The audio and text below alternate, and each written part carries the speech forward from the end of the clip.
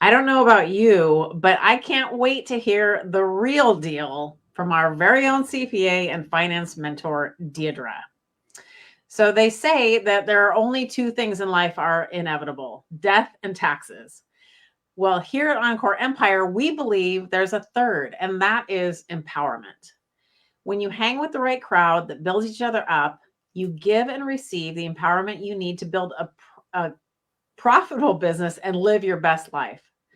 So, Deirdre is about to empower you to understand that being the CFO of your business isn't scary when you have the right guidance. Take it away, Deirdre. Thank you, Carmen. All right, so this is tax time, isn't it, ladies? Everybody's talking about it. There's blog posts all over the place. Um, and if you guys have questions as we go through, we'll have some time at the end for Q&A. I'm going to give you guys some tax tips, and that's basically the discussion today, and all about finances as a business owner. But feel free to put your questions in the comments, and we will be sure to answer those. And if you're watching the replay, same thing, put your comments in and we'll be checking and make sure those get answered for you. Now, have you guys ever seen the commercial for Farmers Insurance? Their jingle goes, we know a thing or two because we've seen a thing or two. Bump, ba-dum, bump, bump, bump, bump. So it's one of my favorite commercials. And my husband and I say that to each other all the time. Now that we've passed the 50 mark, that's our thing. It's like, we know a thing or two because we've seen a thing or two. Now, for over 2 decades, I worked in a few different CPA firms, and I've worked with hundreds of clients, and I specialized in small business, tax and finance.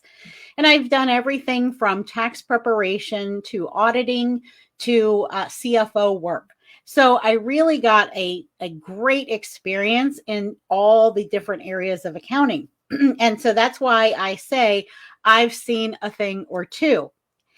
Now, I'm going to share the things that I've seen, and it's coming from the inside of a CPA firm. Now, not all CPA firms are the same.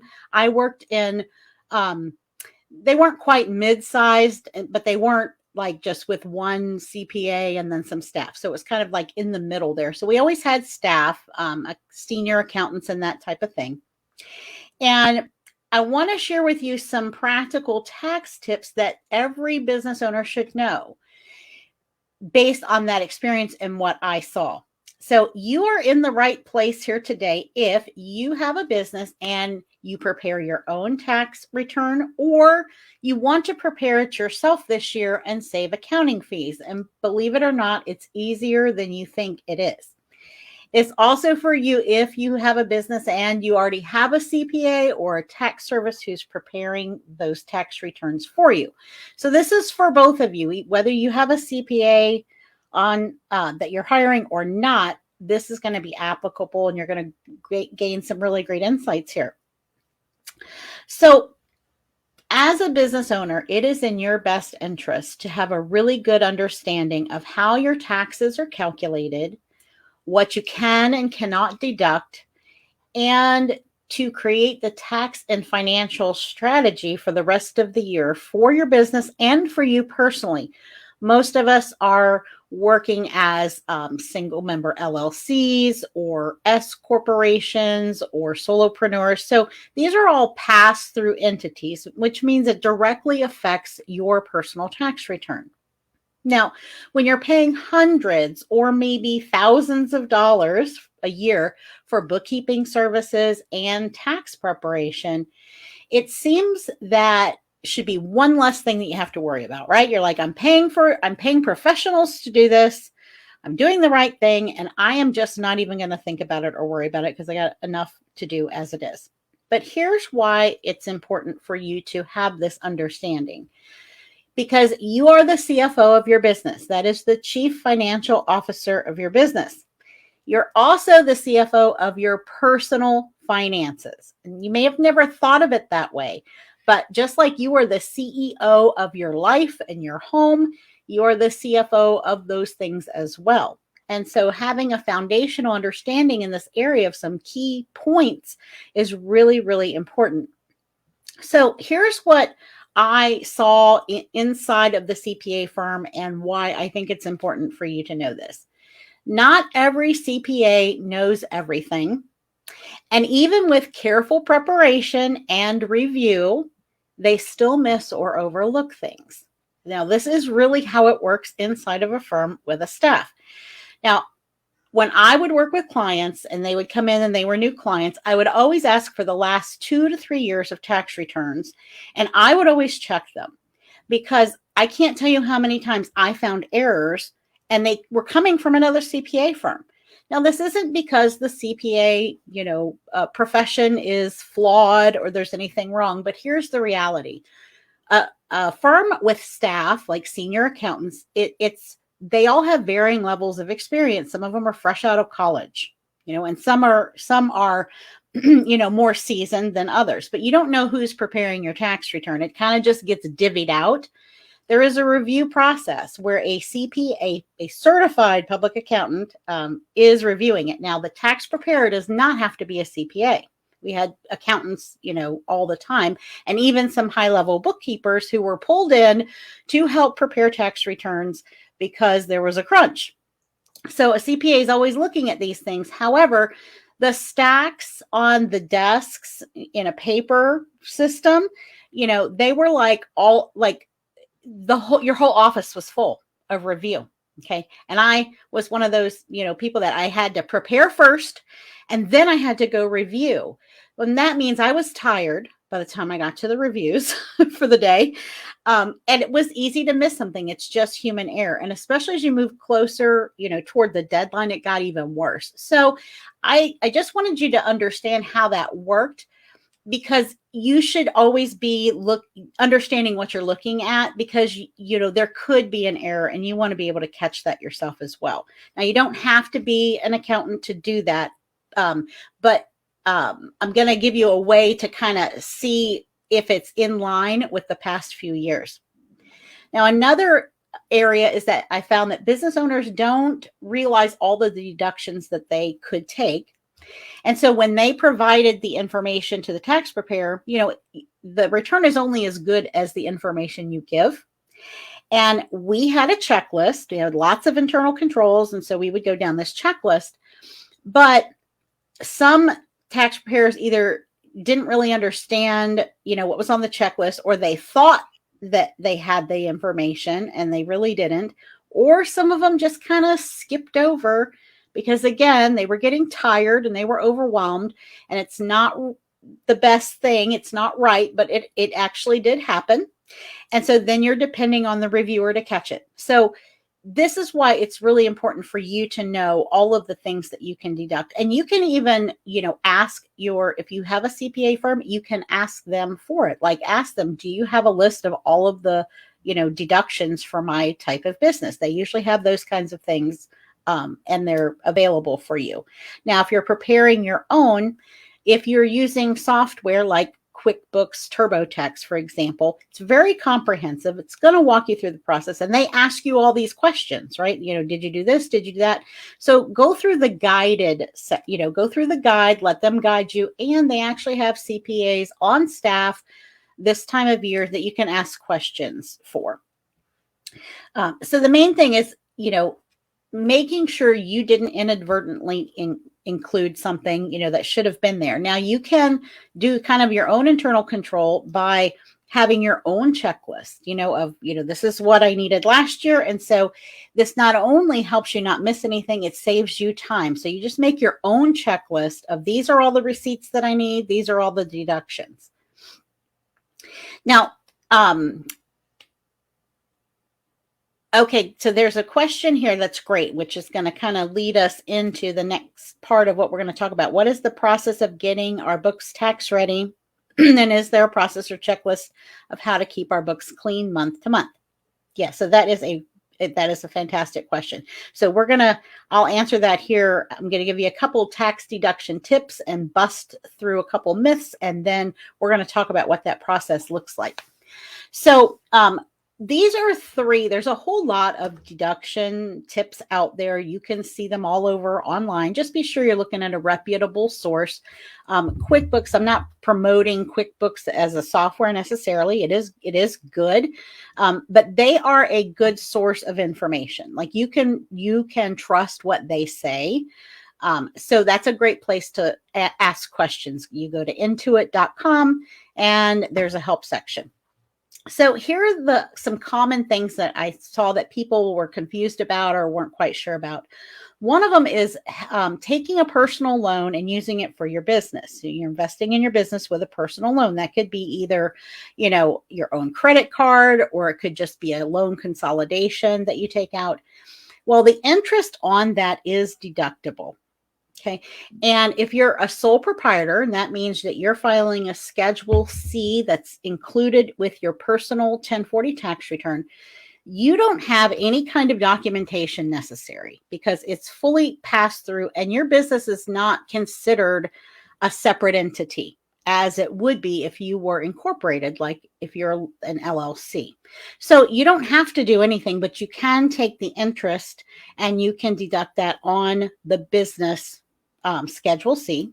Now, if you're an LLC, limited liability corporation, or you're an S corporation, so you can be either or, you can be a single member LLC. And what that means is you've incorporated, but you're still filing a Schedule C because it's a single member. It's just you. And if you have it you can take an S corporation election, and this is just a tax. It's just a tax election. It changes the form that you're going to be filing. And there's some advantages to doing that. And we don't have time to get into those, but if you guys are interested in that, let me know in the comments or send me a message and I'm happy to have a discussion with you about that. So if you do have an S Corp or an LLC, you do need to keep records. Like there is a requirement for you to keep like minutes of meetings, even though it's just it's a meeting with yourself. But there are some requirements for having that kind of an entity. And one of the things is if you have a loan from the member or shareholder. So you do want to document what you've done and that it was approved. And then you can take the interest and use that as an expense. Now, when you pay that back, this is going to come through as a loan from shareholder or loan from member, and you can just pay yourself back and there's no income to you because you took out the loan and paid it, and then you are deducting the interest, and then that money can just simply come back to you and it is not considered income. Now, a second one that people get confused about or are not quite sure is the home office deduction. Now, a lot of times I would hear people say, "Oh, I don't want to take that because I'll have a greater chance of being audited." Well, that's a myth because it is not going to flag you, automatically for an audit.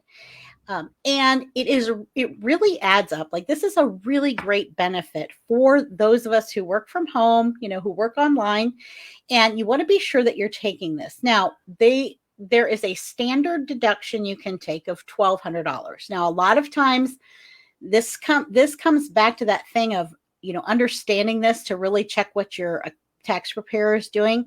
It's really fast and easy to check the box and give everyone the $1,200. It's a lot more work to go in and itemize everything, with all the receipts and everything. So that could happen, especially if you don't have it organized well. There are lots of home office deduction worksheets that are online. And that's one thing that we give all of our clients. Our clients have that as well. And it's basically a spreadsheet with all the deductions you can take and a way for you to organize it.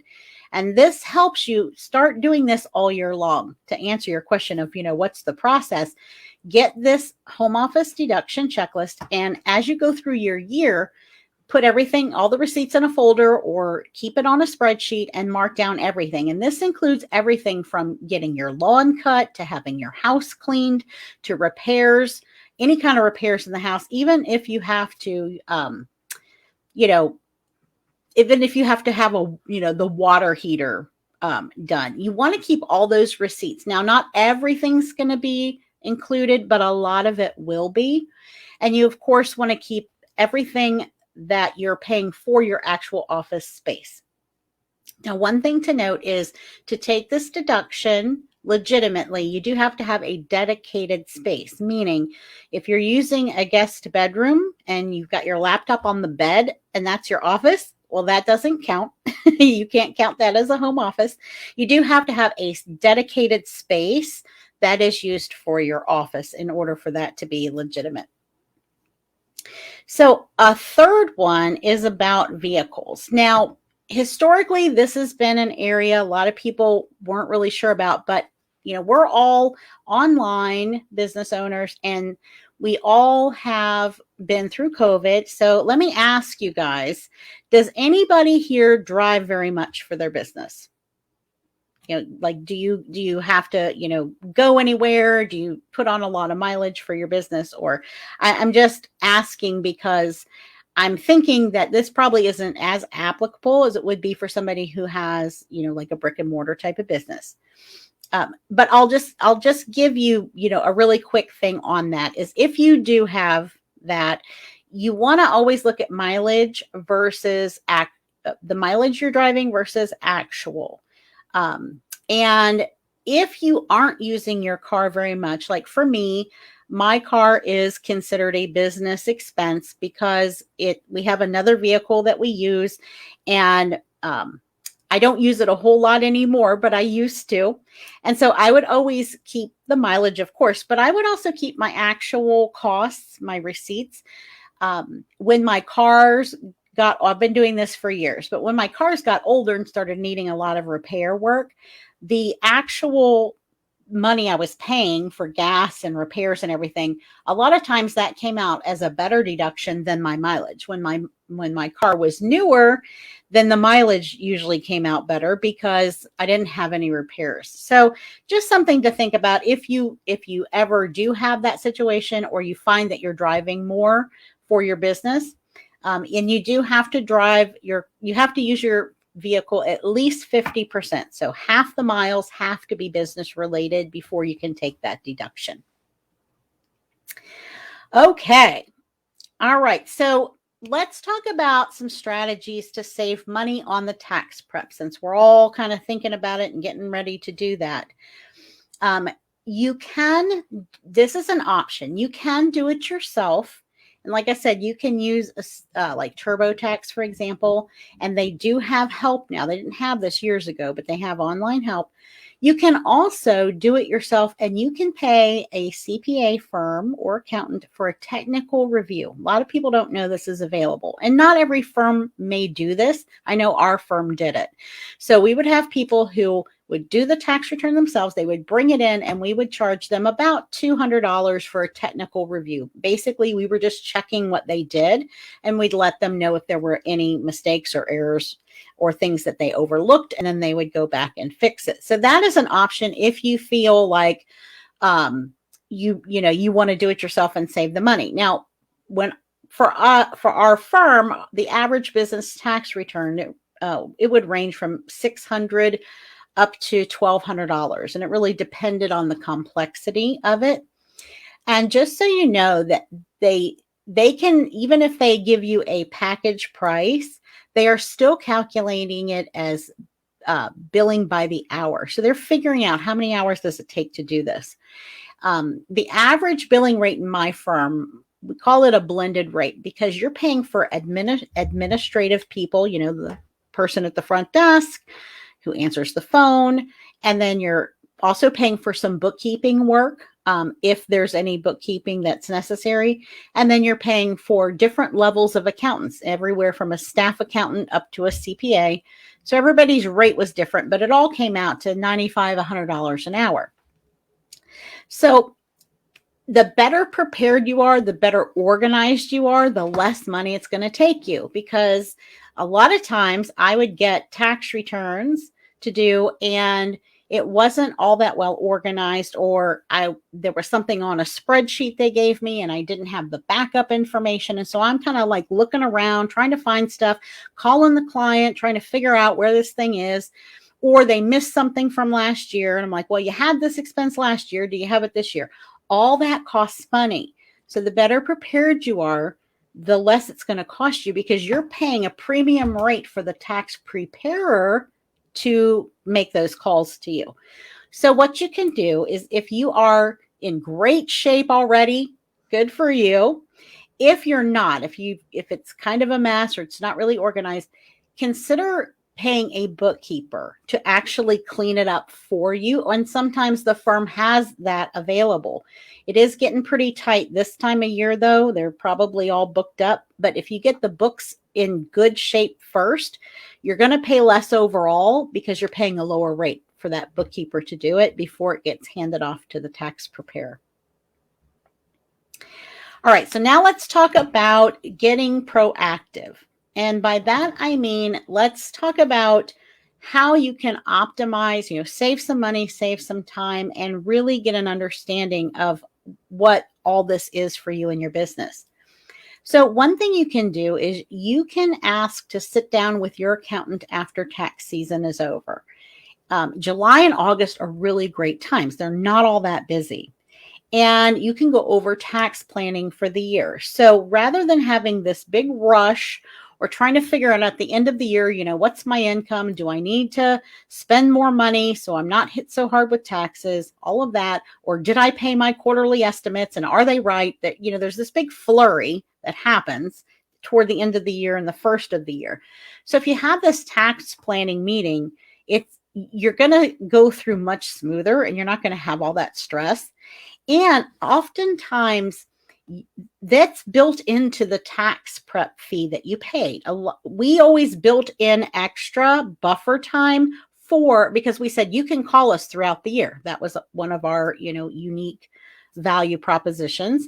You can call if you have a question, call us up and ask. And we didn't charge them for that. And we also included time for us to go over their tax return with them. Now, for the people who just would drop and run, they drop their stuff off, then they come in, sign, and out the door they went. Well, they were not taking advantage of something that was built in already for them. So double check and see, is that included? Can they sit down with you for 30 minutes and help you with some tax planning and going over your return to see if there's anything you can do proactively to make the process smoother or to help reduce your tax liability. And be sure to talk about your future plans. I can't tell you how many times clients came in and they give me all their stuff and they totally messed themselves up because they had done something that had they just, or the timing was off, and if they had just called me and asked, we could have prevented a tax event, something that made them owe more taxes if they just had a conversation with me for 5 minutes. So be sure to talk about your future plans, both personally and for your business, and ask what kind of tax savings are available. This is tax planning. It's really important because sometimes a little bit of planning can save you thousands of dollars later on. And you can also look at your past 3 years of not just your tax returns, but your financial statements. This is called a comparative analysis. So if you look at all 3 years of tax returns, you'll have a summary in the front that goes over, here's your income, and it can even do this for, if you can get the Schedule C one, you can look and see, what was your revenue and what were all your expenses. And when you can lay those out and look at them year to year, you can see trends. This is what I used to do when I would review tax returns. It's the first place I went was the comparative. I wanted to see, was there a deduction last year that we don't have this year? And that was an indication to me that maybe we missed something. So that would go on a list of things to ask the client about. You can also see trends in your financial statements. And this is more of the less for tax purposes, but for you as the CFO of your business. You want to see what are the trends. If you're using software for bookkeeping, then you can run all sorts of financial statement analysis with percentages of increase and so forth. But you really want to see, what does your revenue look like for the past 3 years? Is it going up? Is it up and down, up and down?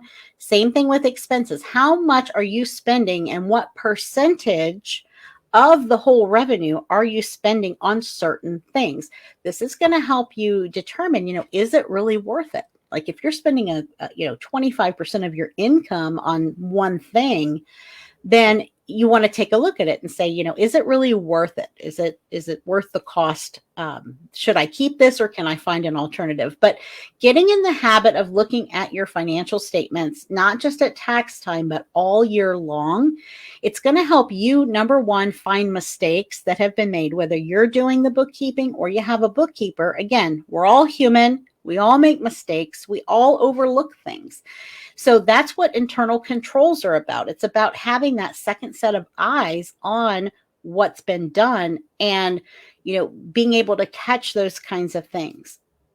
So in order to, I want to make sure that I answered, a little bit more on the process of getting your books tax ready.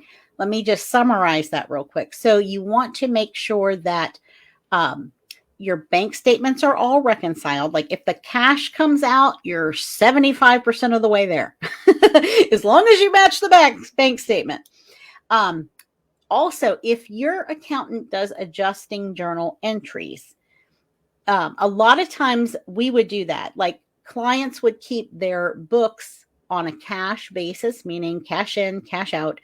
But a lot of times we would choose to use the accrual method of accounting for tax preparation. You can do both. Like you can keep your books on one basis and tax prep on the other.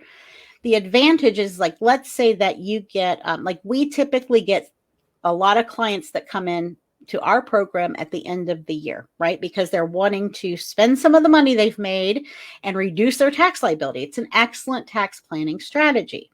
So we have a bunch of cash because people are paying in full. So we have all these sales come in, but we're providing services for the next 9 months for our clients. And so we don't want to, for tax purposes, we don't want to claim all those sales in the month of December because it inflates our whole year. So we're using accrual accounting where we're matching revenue to the service. And so that way it's spaced out over 9 months. And I don't want to get too much more technical because I don't want all your eyes to glaze over. Like, okay, she's going off the accounting deep end here.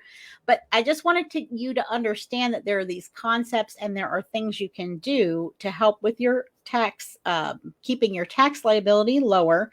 And it's really important when you are at that stage where you've got a good amount of revenue coming in, and as a service business, a lot of times we don't have all that many expenses. We don't have a building we're paying for. We don't have a fleet of vehicles. We don't have a whole lot of things that are offsetting that. So it's important for you to do this tax planning because there are other things that you can do. And again, look at those, look at the historical tax returns, make sure that they're all lining up. Everything looks like, there's nothing missing. There's no holes. And as far as a checklist of how to keep your books clean month to month, I'm sure you can go, there's checklists like everywhere in the world on the internet that you can use. And it really is about, your process. As long as your bank reconciles what it says in your bookkeeping, matches the bank, then you're good to go. And then there are some other things. There are some things that are like global to everybody. Like you want to make sure that if you're using accounts receivable, that there are no receivables outstanding. You want to make sure there's no accounts payable outstanding if you're entering your bills. So when we get into that level of checklist, like I said, there's general checklists that kind of go through everything, but then there may be some things specific to you and to your business and how you've got your books set up that you can use in order to make sure that you've got this, what we call a hard close every month, so that everything is all shored up. So that's something that we actually help our clients do. CPA firms can help do this. Bookkeepers can help you come up with this. And you don't have to hire somebody like forever and ever. There are plenty of professionals out there who will do one-time engagements with you. Like if you really want to get a handle on how it all works and get your checklist and make sure everything's good, then you can just set up a time to do a review. And that's the kind of thing that we actually help our clients do inside of our program when we work with clients, but you can definitely go find professionals that can help you do that. Yeah, so before we wrap this up, we want to find out if anyone has any questions. We'd love to be able to answer them here. And then as Deirdre mentioned in the beginning, if you're watching the replay or you think of something later on today or tomorrow or next week, drop the question in the group, tag Deirdre, drop it under this video, and we will see it and we will make sure it gets answered for you. So I don't see any. So I want to find out, how do you think it would feel to have this type of guidance inside your business every day? Our clients enjoy the benefits of having a CPA to run things by and to guide them in their financial planning and decision making whenever a choice comes up, right? And it's the best feeling to have someone in your back pocket. So if you want to learn more about our program and how it can help you grow your business, we invite you to hop on a no pressure call. And I'm going to drop the link, the calendar link in the comments here under the video so that you guys can do that. Those of you who are not our clients, because we know that a lot of our clients are here and we love having you here. So let us know any questions. Otherwise, I think we're good. All right, ladies, thank you so much for being here. We love it when you're here. We love your questions, your engagement. We appreciate you so much. And like I said, we're here to, answer questions that you have that pop up, put them in the Facebook group, and we're happy to answer those questions as they come up, not just today, but throughout the tax season. And I just have to say that I am just super excited that I don't have to make my husband a tax season widower. That's what he used to be. I don't have to go to the office and spend 80 hours there anymore. And I'm just super excited. And I'm so grateful that I can now use all of that knowledge that I gained and experience to help all of you ladies here to help you grow your business. See you guys next week.